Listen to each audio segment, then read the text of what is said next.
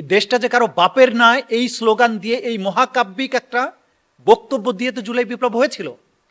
আপনি কয়েক মাসের মাথায় সেটা উল্টিয়ে দেওয়ার চেষ্টা করছেন। এই উল্টিয়ে দেওয়ার চেষ্টা করলে সেটা বুমেরাং হতে বাধ্য। আপনার অচিরেই সেটা হয়তো উপলব্ধি করবেন। আমরা চাই না সেই পরিস্থিতি সৃষ্টি হোক। দয়া করে সংযত হন, যাতে করে যে স্বৈরশাসক, যে ফ্যাসিস্ট যারা আবার আস্ফালন করার চেষ্টা করছে, এটা এই ন্যারেটিভটাকে এমন জাজল্যমান করতে হবে যে ওরা আর কখনো চোখ তোলার সাহস পাবে না।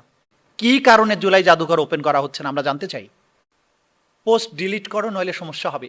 নতুন করে আর কেউ পোস্ট ডিলিট করতে বাধ্য করতে পারবে এই কথা আমরা বিশ্বাস করি না।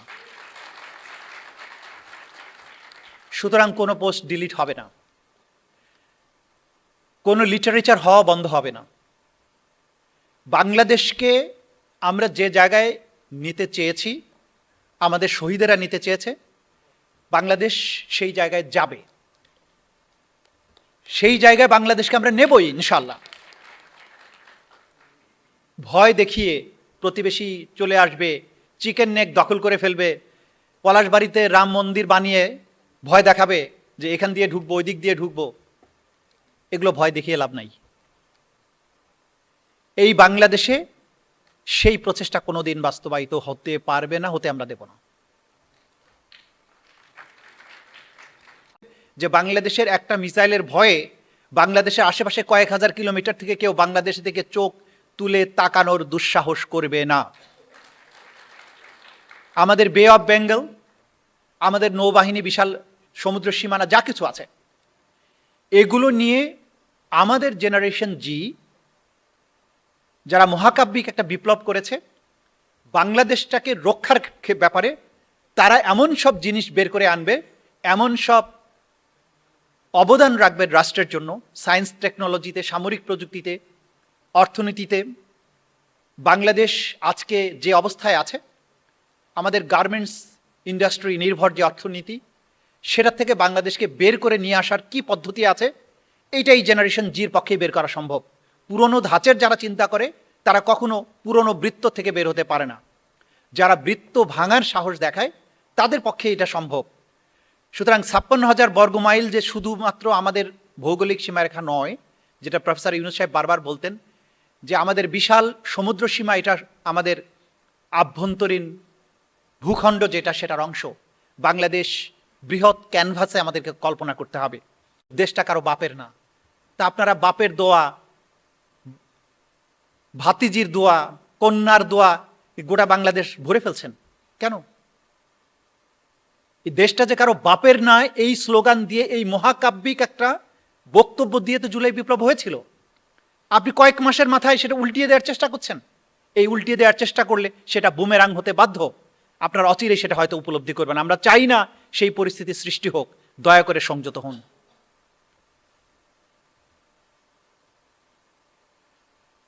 জুলাইয়ের অমানবিক যে গণহত্যা, যে গণহত্যার কথা বলছি, সেটা ইন্টারন্যাশনাল লতে জেনোসাইড যেটা বলা হয় সেটা নয়, এটা ক্রাইমস অ্যাগেনস্ট হিউম্যানিটি। সেটার বিচার কেন স্লো হয়ে গেল? সেটার তদন্ত গত 4 মাসে একটিও তদন্ত রিপোর্ট দাখিল হলো না, একটিও নতুন বিচার শুরু হলো না কেন? আমরা কি এদের বিচারগুলো করতে চাই না? এদের প্রত্যেকটা বিচার আমাদেরকে সম্পন্ন করতে হবে।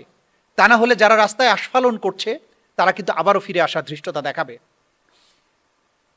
বিচারিক কর্মকাণ্ডের মধ্য দিয়ে ইতিমধ্যেই যে সমস্ত সাক্ষ্য প্রমাণ আদালতে উপস্থাপিত হয়েছে, শেখ হাসিনার বিরুদ্ধে যে গণহত্যার মামলার রায় হয়েছে, এই রায়টি আমি সবাইকে অনুরোধ করব যে এটা পড়ে দেখা উচিত।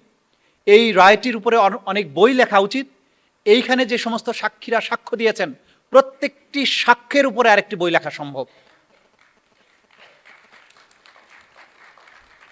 খোকনচন্দ্র বর্মন গুলিতে যার মুখমণ্ডল পুরোটাই উড়ে গিয়েছে, সে তার বর্ণনা দিয়েছে। যে ছেলেটির শরীরে 600-র মতো পেলেটস এখনো রয়েছে, তারা সাক্ষী দিয়েছে। যারা চোখ হারিয়েছে তারা সাক্ষী দিয়েছে।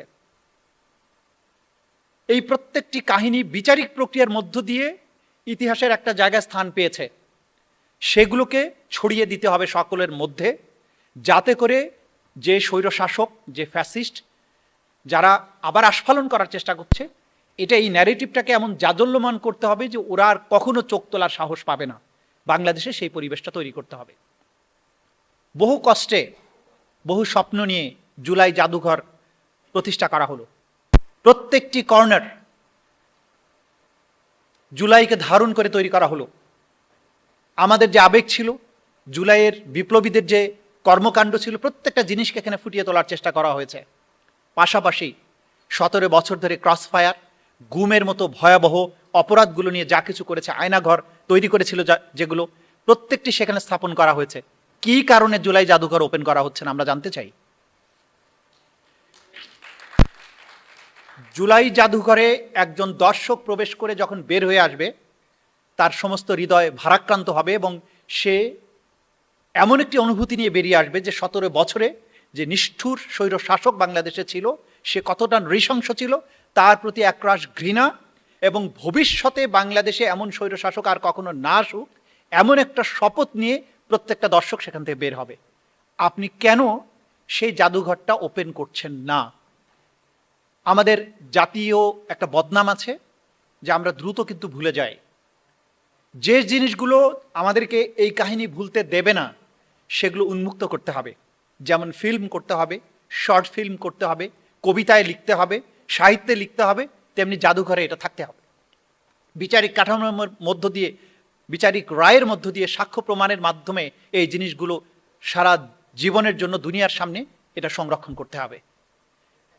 জুলাই বিপ্লবের লিটারেচার যে চোখ দিয়ে যে দেখার কথা বলছি, এটাকে যদি আরো বিস্তৃতভাবে চিন্তা করা হয়, রাষ্ট্রীয় কাঠামোর যে সংস্কারগুলো, সেই জায়গায় যখন জুলাইয়ের এই চেতনাগুলো প্রতিফলিত হবে, দেশটা বাপের হবে না কারো, সেটা যখন আমরা সাংবিধানিক কাঠামোর মধ্য দিয়ে প্রতিষ্ঠা করব, যেখানে পরিবারতান্ত্রিক বারবার ফিরে আসার, শাসক হওয়ার ক্ষমতাকে রোধ করে দেওয়া হবে আইনি কাঠামোর মধ্য দিয়ে, সেটাও কিন্তু জুলাইয়ের লিটারেচার।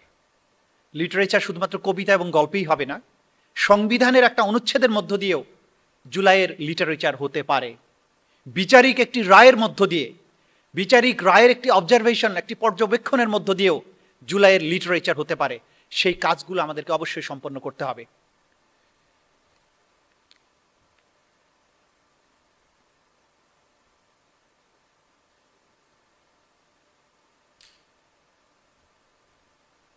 পোস্ট ডিলিট করো নইলে সমস্যা হবে, এই একটা স্লোগান ছিল এক সময়।